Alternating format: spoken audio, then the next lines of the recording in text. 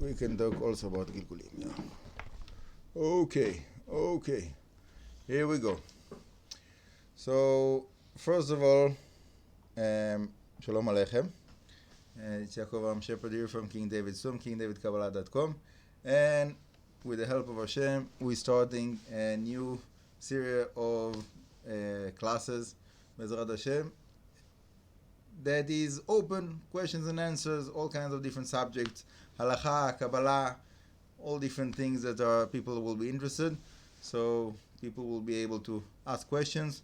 And we have a volunteer that his name is Jonathan David, that is here to represent the questions of, with the help of Hashem, the whole world, as much as people want to join. And the first question today is about reincarnation. So define exactly what exactly, reincarnation is a big subject matter. So like, what exactly is the question within reincarnation? So I was wondering if we could touch upon, based off of what we do in a previous life, how it would affect our future lives and how we would come back. Okay. When someone, let's re-say the question a little bit different. How can one knows what effect his past life takes in his present life? Sure. Yeah. Yeah. Absolutely. Okay. Fine. So that's a big challenge to know exactly how to define and how to look on different things that are happening. I can't say that there is like rules for that, but there is a saying that somebody told me, one of the students years ago. He told me that it's called like hardwired. When you have something that you feel that is hardwired within you, so it might be that it's like a result of something in the past life. Wow. So, for example, there's a story in the book of Shara Gilgulim, the book of Reincarnation, of the Arizal that Rabbi Chaim Vital wrote. So most of the book is about what the Arizal told Rabbi Chaim Vital about his life, the life of Rabbi Chaim Vital. So he had a certain like fear from like anything sharp of metal, yeah, anything that is like sharp with metal. He had like unexplained fear from it, and the Arizal explained to him that this is because in his past life he was between all kinds of other reincarnations, but one of the reincarnations was that he was Rabbi Akiva. And we know that Rabbi Akiva, the way that the Romans killed him was that they used like some, I don't know how exactly to describe it, but like comb his flesh with like metal, like whatever, like something with like very, very cruel way of killing someone with like sharp metal knives, whatever. Sure. And that was the result, that in his future life he had this fear from metal, yeah, or someone that he have like a fear from water, so there's a good chance that he died by drowning, or someone that he have like a fear from like high places, so it might be that he passed away in a way that he fell from like a high place, for example.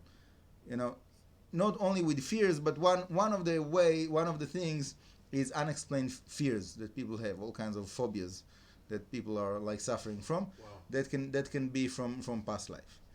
It can be also things that the person is like feeling very attracted to, positive or negative. Mm-hmm. Yeah, when someone, for example, somebody that is doing a certain, let's talk about positive. I don't like to speak about negative.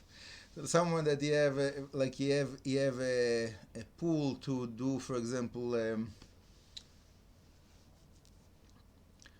There is people that the chesed that they do, the kindness that they do, is that they bury people. Yeah. For some people, it's like, oh, I don't want to touch anything that, right? But for some people, that like they feel a lot of satisfaction with the helping like people that passed away, like the dead bodies, to bury them, to take care of them, whatever it is. Right. For example, yeah. So that's a mitzvah.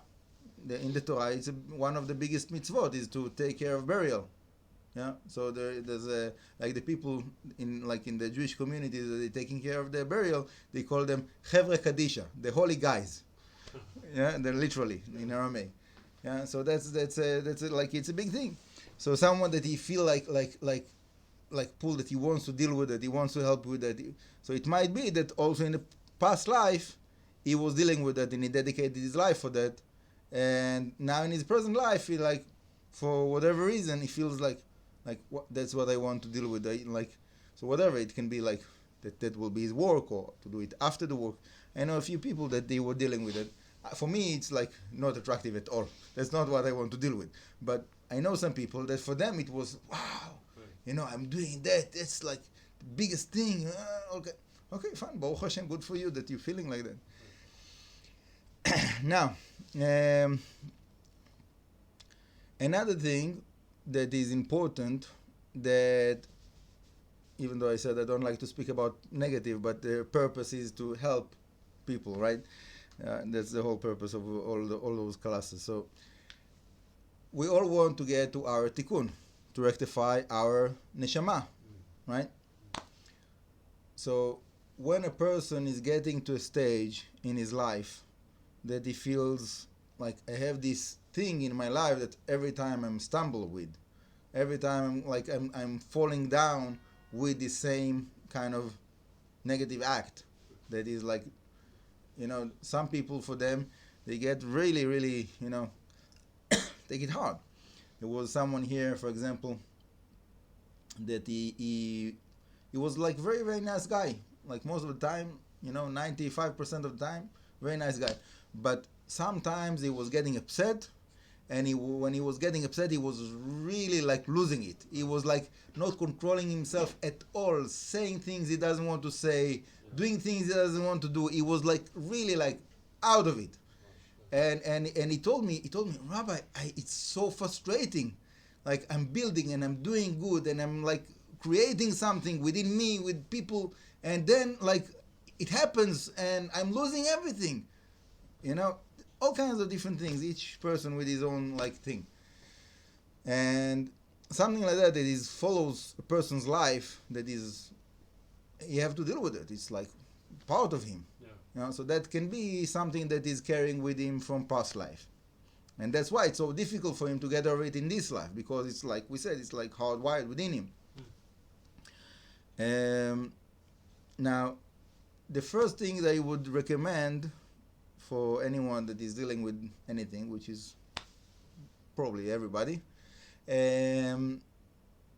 is to understand that even though it's coming from a past life, and even though it's very hard to get rid of all those kinds of like bad habits and whatever different things like that in a person's life, it doesn't mean that the person should identify himself with that.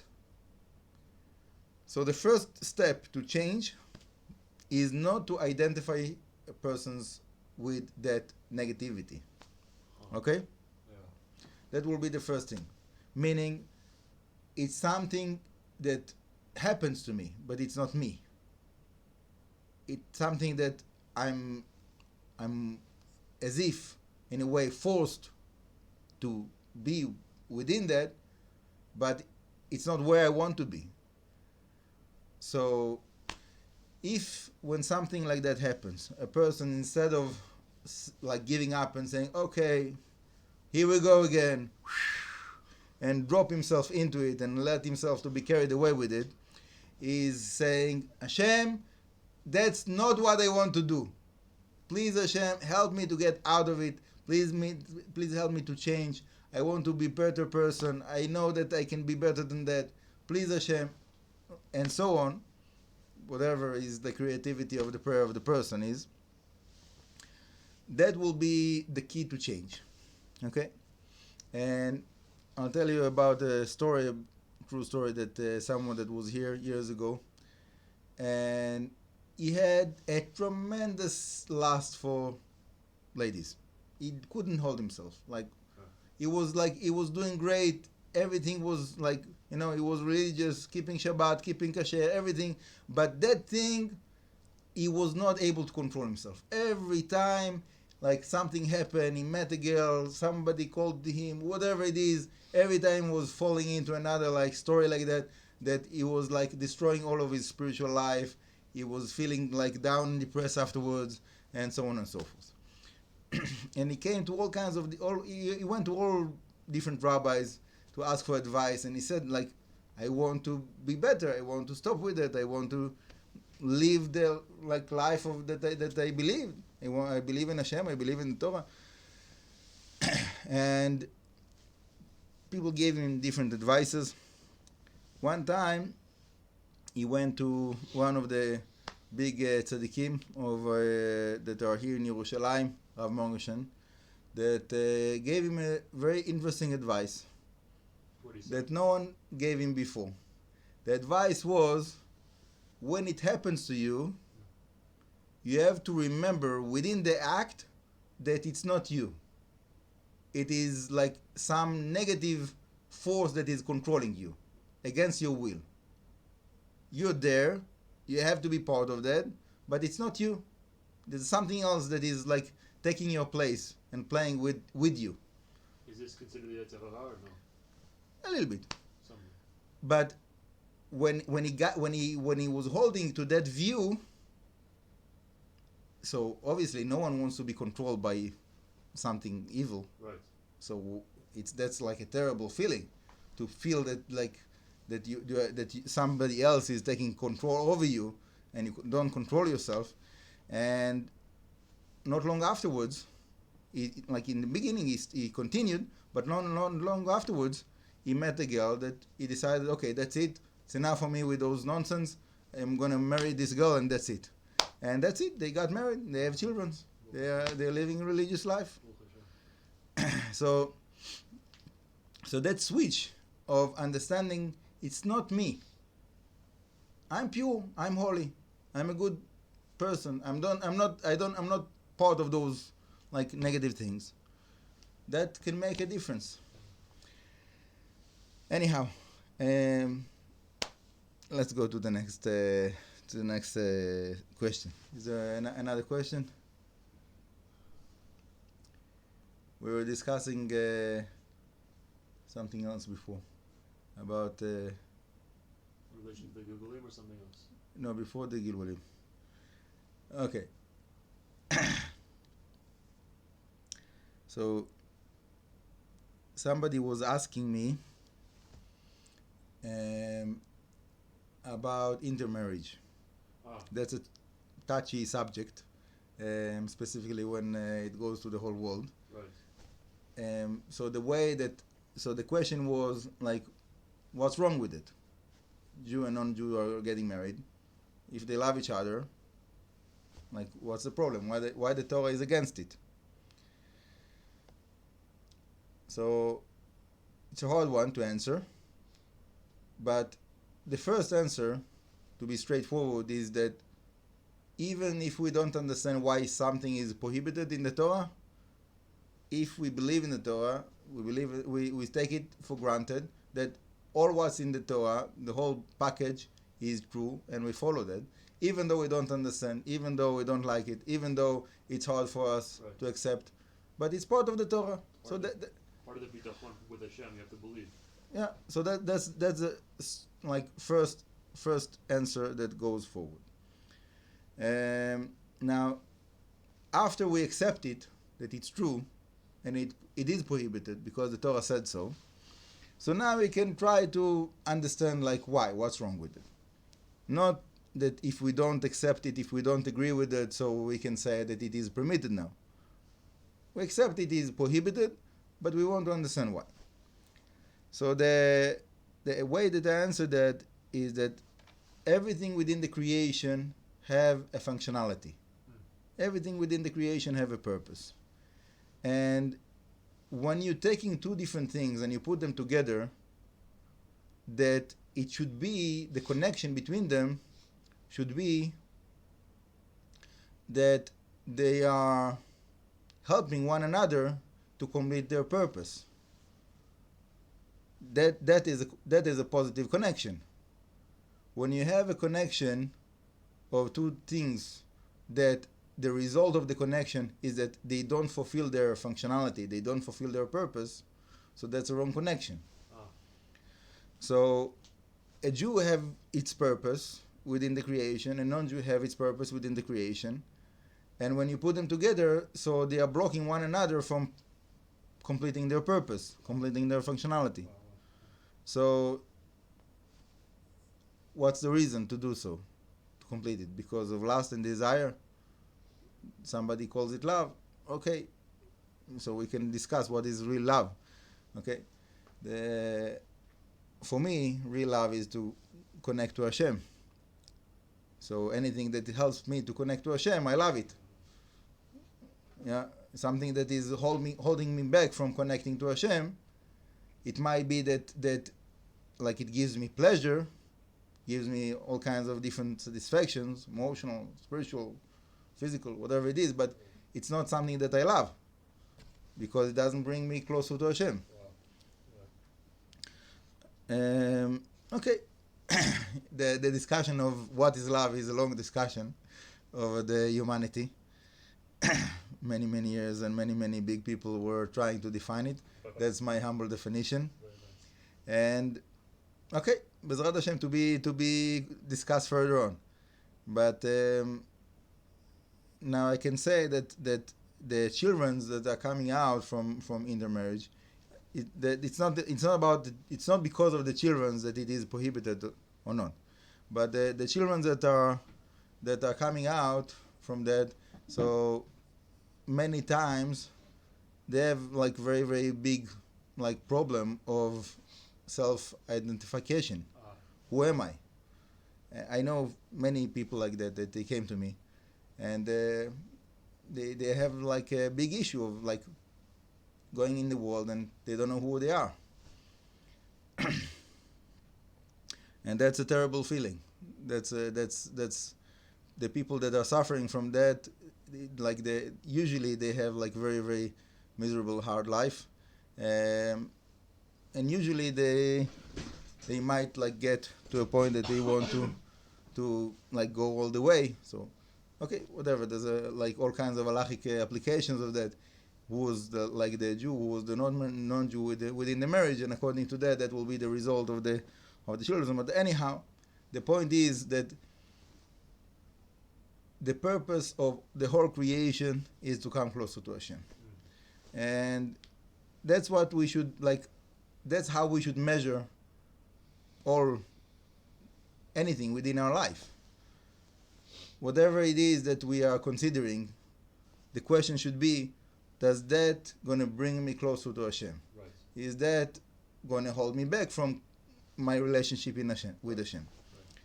And when we use that parameter to value and to make decisions, it makes our life, I wouldn't say like easy, for like sometimes it's hard, but it makes things like easier.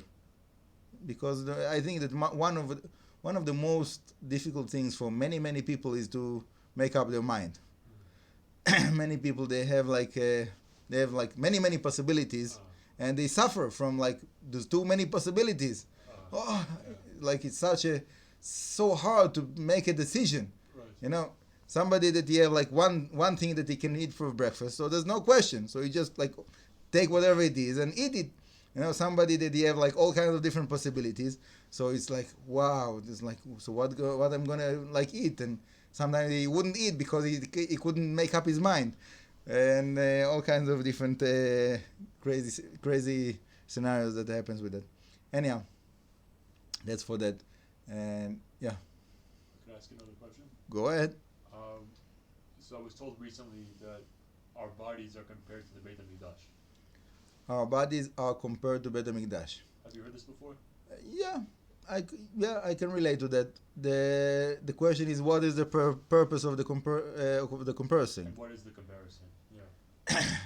Look, Beit HaMikdash is part of the physical world. Right. Our body is part of the physical world. Right. So you can say that, yeah, our body is like the Beit HaMikdash. That is, they are both like a physical body. The body of the building, the body of the person. And the when we are looking on the value of Bet HaMikdash, we're not looking on the stones and that were beautiful. The value of Bet HaMikdash for us is that the presence that was there, right? The Shekhinah. That when you came to Bet HaMikdash, it's not only to enjoy like the music of the Levim and the smell of the Ktoret and all of those wonderful things, to have a feast with the offerings. That was not the purpose of coming there. You can have all of those things in your house as well, right? The purpose is because it's a holy place and you want to be part of the presence of Hashem that is revealed there in the Bet HaMikdash, right? So that's also, in a way, our body. That when a person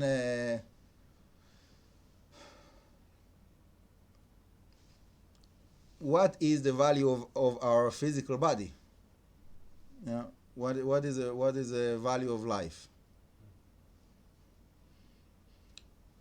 So we can say that the value of our life within our physical body is that there is a presence that is revealed through the physical body, right? The presence of our neshama, and our neshama is connected with Hashem. So in a way, our life is represents the presence of Hashem in the world. Obviously, it depends how we live our life. If we're doing like wrong things, so it's quite the opposite. But let's speak about the positive. When we are doing the right things and we're doing the right decisions and we're going the right way of the Torah, so our life becomes to be we living the presence of Hashem within the world. That's what we should do. That's what we should be. Right. So let's say it's a potential that we need to make it to be actual. Yeah. So in Bet HaMikdash, it was that's what happened in Bet HaMikdash. In a person's life, not necessarily all the time, but that should be the incentive. That should be our goal, right, for like within our life.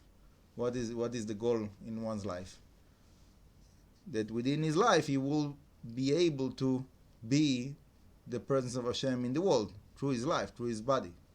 So what's the answer, or what's the solution to strengthening your midot and strengthening your body in order to find this relationship with Hashem? Well, strengthening one's midot.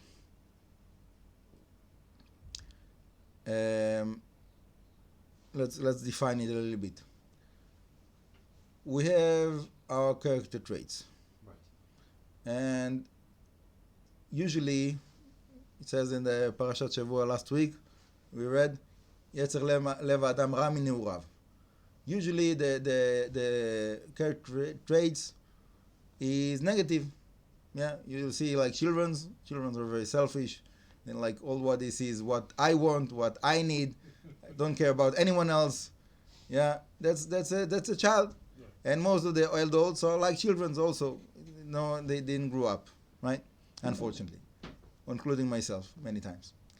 So we have this issue of our negative character traits that we need to refine. We need to improve, right? And what's the way to improve our character traits? When we're learning the Torah, so we understand what is positive. So from the Torah, we should extract the definition of what does it mean to be positive person, what does it mean to be good character traits.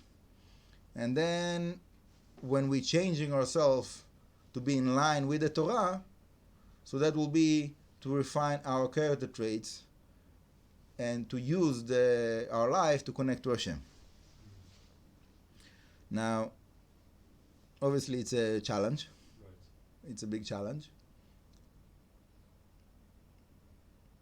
But when it happens, so that will be the greatest satisfaction. Yeah, like that connection is the greatest satisfaction that the person can have in his life. Now,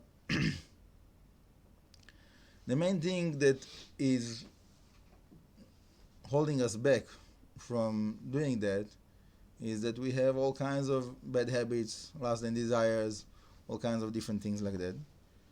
That to surrender into that is very easy. That's our nature, like default. to be there, to be like to live like an animal.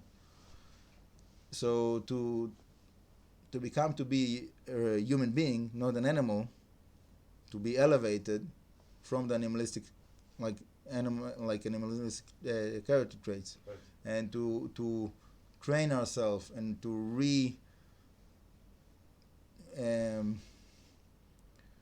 educate ourselves according to the Torah. That's a hard job. It's a big task. It's not something that you like turn a switch and that's it. I'm like a different person now. Some people that they are non-Jews and they think that they will convert to Judaism and they will like be there, but it's actually the opposite. Usually they like after the conversion, so they feel like even like harder task and like harder work on their character traits, because there's more Yetzirah. And the Yetzirah is according to the potential of the person. As much as the person is growing his like potential, so the Yetzirah becomes to be also evenly strong. Anyhow, the point of the matter is that we can't beat the Yetzirah. We can't. This is something we need to acknowledge. Yeah. It's as long as a person is like trying to fight the Yetzirah by himself, so by definition he will lose. So how do you achieve perfection? If that's the purpose of living to achieve perfection, to become closer to Hashem, and we know we can't beat the Yetzirah, it seems to be contradictory. Right. So the answer is, some people will say, if you can't beat them, join them. But we don't say that. We don't say that. We say, if I can't beat him up, I'll call my papa. He will beat him up. Okay? So that's what we should do. We should understand that we can't do it by ourselves, and we have to call out to Hashem. Wow. And as much as we do that we are like in a state of calling out to Hashem, it should be like something that is like every moment of our life. Right. So the problem is that we're not so sensitive. So we think, it's not a big deal. I can take care of it by myself. There's a joke that somebody was looking for parking, couldn't find a place to park, and he's looking all around, goes all around, and he says, Hashem, please help me to find a parking spot. And he doesn't find, and he says, Hashem, please, I'll keep Shabbat, I'll be good, I'll give tzedakah, just help me to find a parking spot. And then he sees a place, and he says, okay, Hashem, it's okay, I can take care of it myself, don't worry about it. There's many people that they have all kinds of like whatever, like financial like struggle, so they go into they do something like lottery or whatever, bids or like whatever stocks, and they say, Hashem, if I win, I'll give this amount for tzedakah, all kinds of different things. But then when they win, it's a big test, to really to stand for the word and to do whatever the person took on himself. It's many people, they lose it. They now it's I did it. It's because of like it's not that's a big test to be able to admit that our success is not because of our efforts. Right. It's very, very difficult. Our nature is to say, what do you mean? I did it. I did so much. I did so good. I am so smart and so strong. Look at me. Yeah, all kinds of different things like that.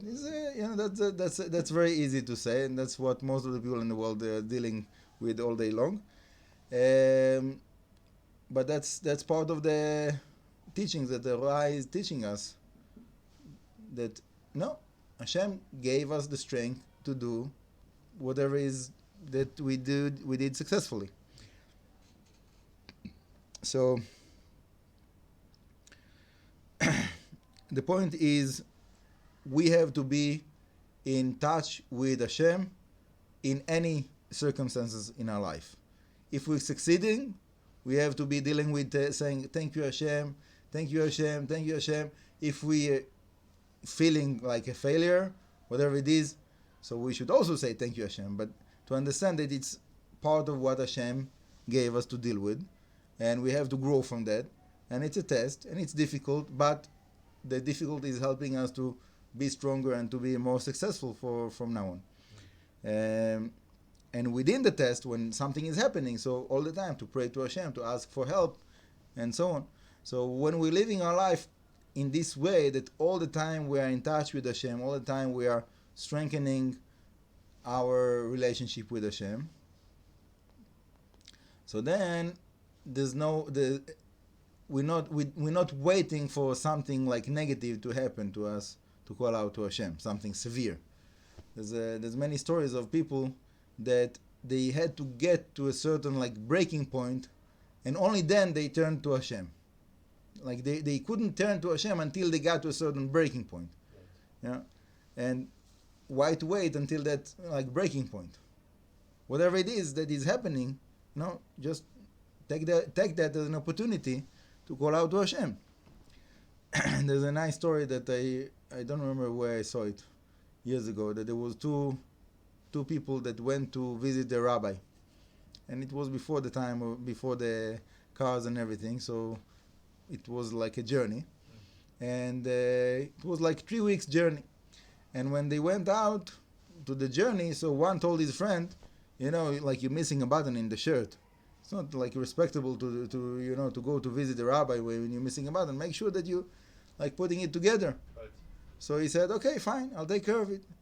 And after a week, so he told his friend, like, it's been a week and you didn't fix the button in your shirt. So he said, okay, fine, we still have like another 2 weeks. I'll do it, don't worry. And then another week passed by, and he said, like, so what's with the button of your shirt?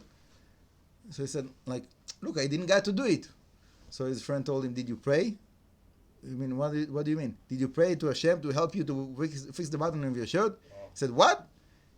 He said, how do you like can have the hope to be able to do it if you're not praying to Hashem that will help you to do it?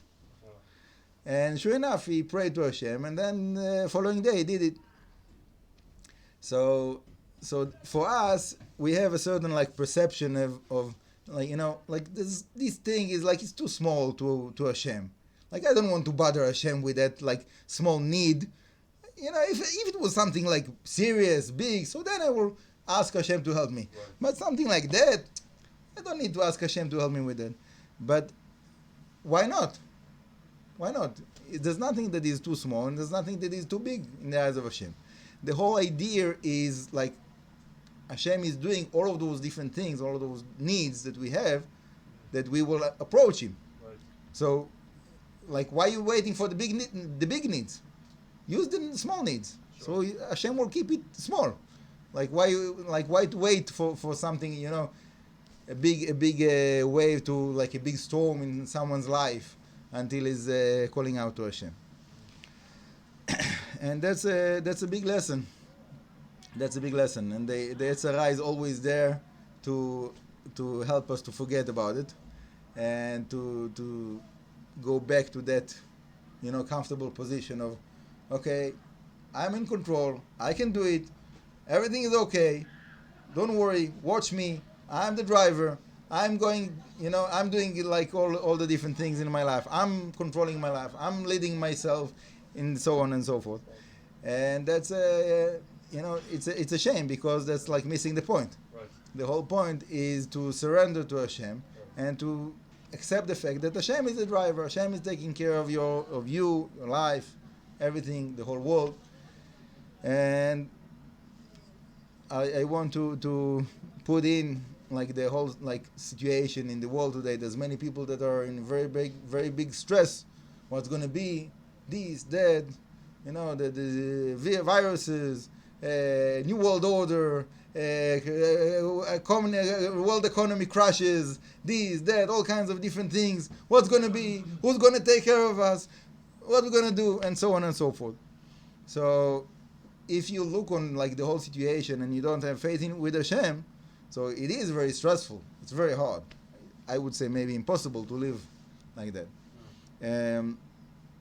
So, what's the solution? Obviously, Hashem is showing us that we can't help it.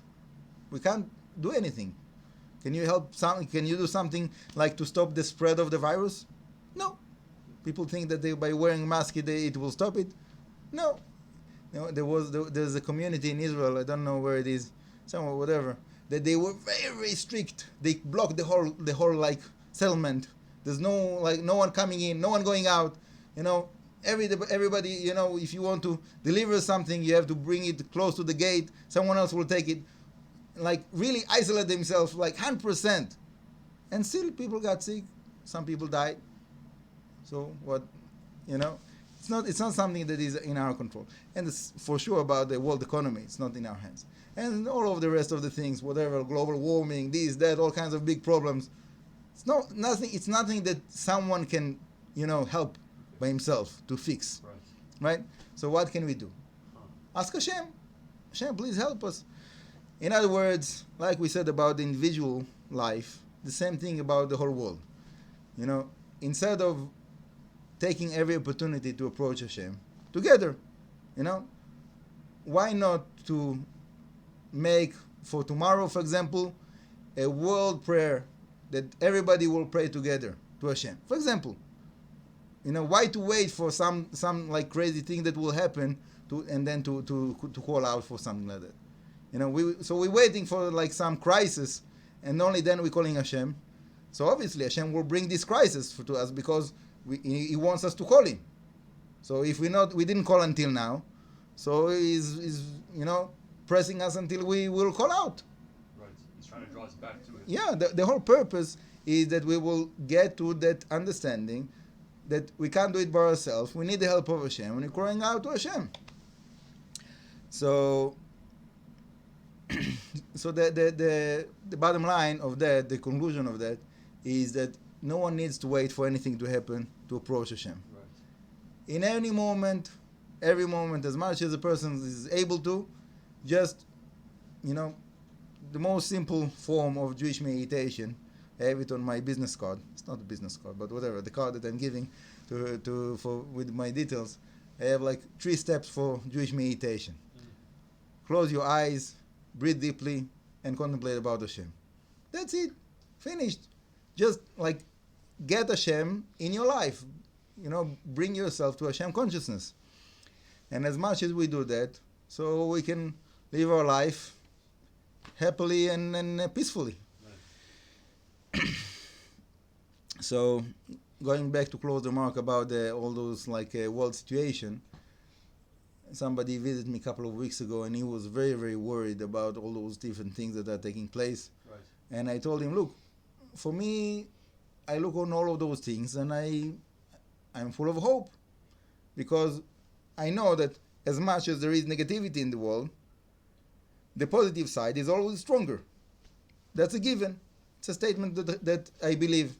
So when I see that the level of evilness is very high, so by definition, the positive side is stronger. So maybe I don't see it, it's not revealed, it's hidden, but it's there. Right. So when I know that there's so much positive things that are taking place, so I say, wow, Baruch Hashem, good. Baruch Hashem, it's everything is coming into place. Right. So it's very easy to look on the negativity. Sure. When you're coming into a very clean room and there's something whatever dirty on the floor, so that takes all the attention. Yeah. You're just looking on that dirty spot, but the whole room is clean. So you just take a broom, take that out, and finished. It's everything is done. But we focus on the negativity, so we look at it and that, as if take the whole place, the whole room looks messy now, right. Just because this, just a little bit. So the world is like that, everything is fixed. Just there's a little bit of needs to be put into place, and we're all done. Everything is fine. Baruch Hashem. So Bezrat Hashem, I believe that everything is in the hands of Hashem. I know that everything in the hands of Hashem, and Hashem is leading us in a very, very gentle, beautiful way. And whatever we see as roughness and whatever it is, like hard experiences that people are experiencing in their life. And I'm not trying to put anyone, chas v'shalom, down, or that anyone will feel like insult from what I'm saying. But it's within our perception to change the experience. Okay?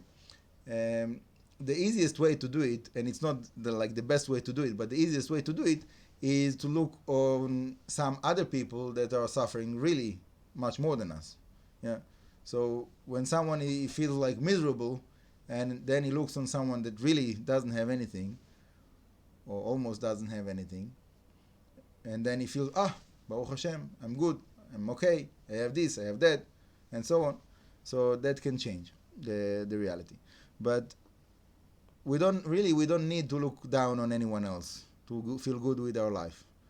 We just need to, instead of looking on that dirty spot within our life, whatever it is that we're suffering from, to look on what we have, So I remember, there was, years ago, should do it more, but it happened, something that happened years ago, that I don't remember what was bothering me. I don't remember. I have no idea what was bothering me. But it was like Shabbat meal, afternoon, third meal, and I felt very miserable. I don't remember why. I have no idea why, but I felt miserable. There was something that I was missing. Whatever it was. And I closed my eyes and I started to say, thank you Hashem that I have a house. Thank you Hashem that I have a table. Thank you Hashem for the food that I have on the table. Thank you Hashem that I have a chair to sit on. Thank you Hashem that I have a cup to drink from. Thank you Hashem that I have what to put in the cup. And so on and so forth. I continued like that for half an hour. For all kinds of little things that it seems what do you mean? That's what you're saying thank you for? So the answer is yes. Of course. Yes. Exactly. That's, if you take it for granted and then you focus on what you don't have, so then you're feeling miserable. But if you start to count all the things that you do have, whatever it is, I have a healthy finger, I can move my finger. Wow, it's amazing. So many miracles for me to be able to move my finger. And so on and so forth, whatever it is. So when we are all the time busy with that, so then we are happy. We can feel great. There's few things that are not perfect yet, but there's so much good, there's so much beautiful things that are happening and taking place in our life. So this is the art of seeing the positive side of ourselves, of life, of the creation. And as much as we are focusing on the positive, so we are strengthening the positive, and we make the positive to be more revealed, right? So like I said before, the negative is revealed. So from the negative, we can learn that the positive is greater. The positive is always greater, but it's hidden. So how do we make the positive to be revealed, right? Everybody wants the revelation. What is the revelation? The revelation is the revelation of the goodness of Hashem. That's the big revelation. That's what's going to be in the end of times. That the whole world will recognize the goodness of Hashem, right? So how can we help for that? How can we help for the world economy not to crash? How can we help for the global warming? How can we help to stop the spread of the virus? How can we help for to fight the evil forces and all kinds of different things like that? The answer is that we don't need to fight anything.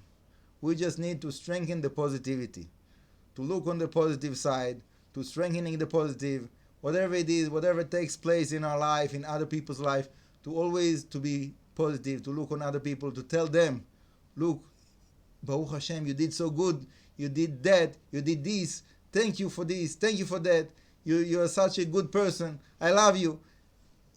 To strengthen the positivity within us, within the world around us, to look on the positive side of the creation, and by that it makes an effect that is like a chain reaction. It's like the positive atomic bomb, spiritual wise. Yeah, so we're doing something, we're turning within ourselves to positive attitude. We increase the positivity within ourselves, and then it affects other people around us, and they are able to affect others, and so on and so forth. And like we understand it within the like emotional state of the people, right? When you go in the morning and you see someone is smiling, so you're smiling also. So you're going with a smile and you're smiling to someone else, so he's smiling, and he sees someone else and he's smiling, So that's a chain reaction. So that, like, if everybody will make sure that as much as they can, obviously when it's not in our hands, we have to ask Hashem to help, like we spoke about in the beginning. But when we're making sure that we are on the positive side of life, we're part of the positive side of the creation, so then everything becomes to be positive around us. And when we are surrounded with positivity, so like we want to be even more positive. We want to be like, there's more reason to smile. There's more reason to look, to strengthen ourselves and the people around us.